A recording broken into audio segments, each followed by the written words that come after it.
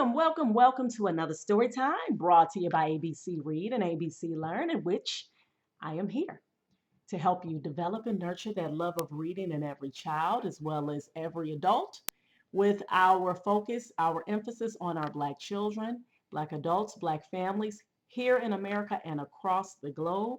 Welcome. I am so happy that you all are here. And I hope that you all have read or your plan is to read for at least 30 minutes. All right, you guys. Well, for those of you who are just tuning in and this is your very first time, I have been reading from this book here, Stealing the Game by Kareem Abdul-Jabbar and Raymond Obstfeld.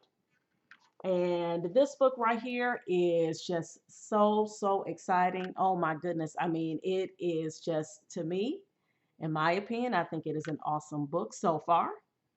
The main characters are Chris and Jax, all right, and they are brothers.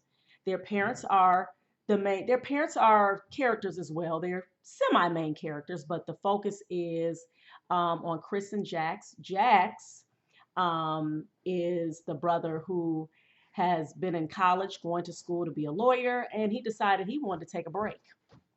And his parents, as well as Chris, are trying to figure out what's going on.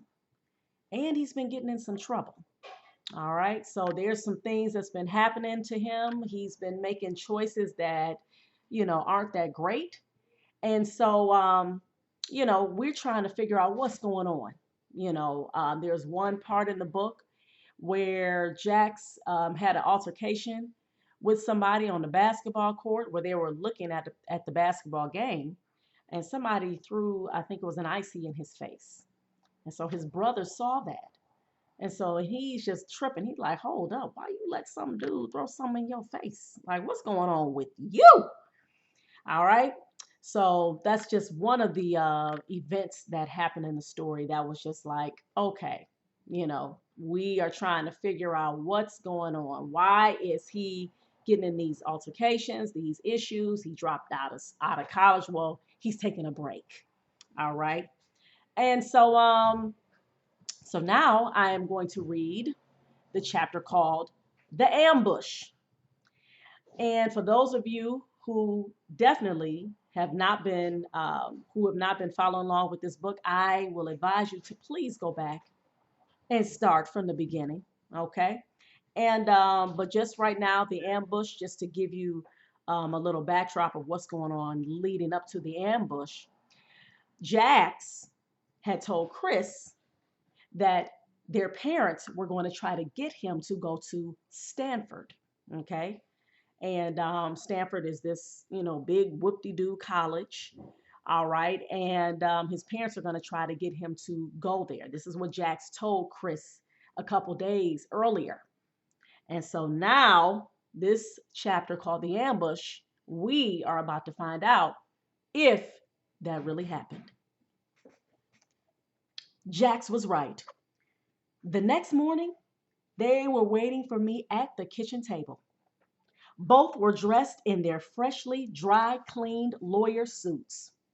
His and hers leather briefcases were standing on the counter, filled with important papers that would change people's lives forever. My school backpack lay sloppily next to them, some old crinkled papers sticking out at wild angles like unruly hair. Nothing important there. Nothing that would change anyone's life, especially mine. My mom held a fresh color printout of the Stanford University info.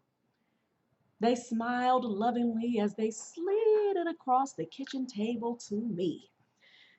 I could see in their smiles that they only wanted the best for me. Because of that, I wanted to do my best for them.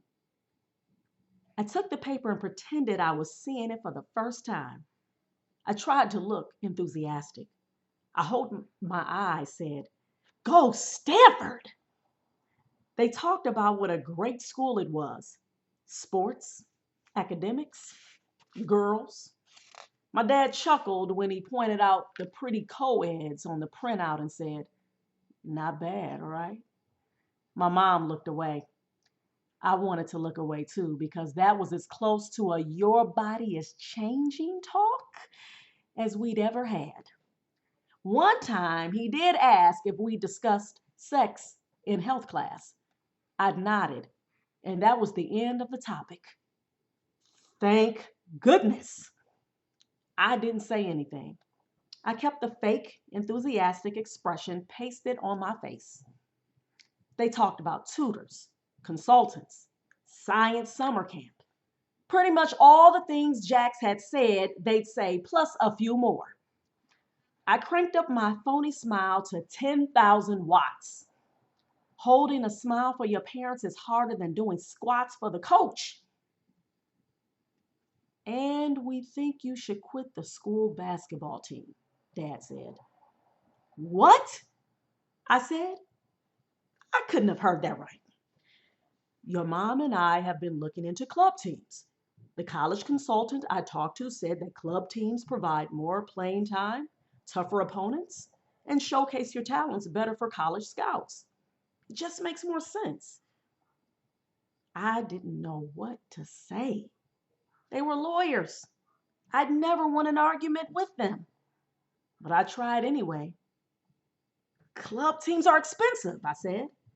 Mom nodded. The one we called was $4,000 for the year. But if that will help you have a better future, we're willing to pay for it. Crap! They pulled out the Better Future for You card. I really tried to come up with some sort of logical argument that they would accept, but I couldn't think of one. So I just blurted out what I felt. But I don't want to quit the school team. I like the guys. I like the coach. We have fun. Mom and Dad looked at me with disappointment. I wasn't sure whether it was because of the lack of reason in my outburst or that I was defying their plan. We'll talk about it later, Dad said, and the two of them hurried out to work, their briefcases gripped more tightly than usual. See? That's why I don't talk. The end, y'all. Wow. Well, tune in if you are ready to find out more about what's going on here. Oh my goodness, I really feel for poor Chris. Just a note for parents, please do not take away things that they're interested in. Oh my goodness, it was almost like they took the air out of that boy. All right, y'all. Keep on reading for at least 30 minutes a day. Y'all see, I got kids that just came in. Have a beautiful reading journey. Peace.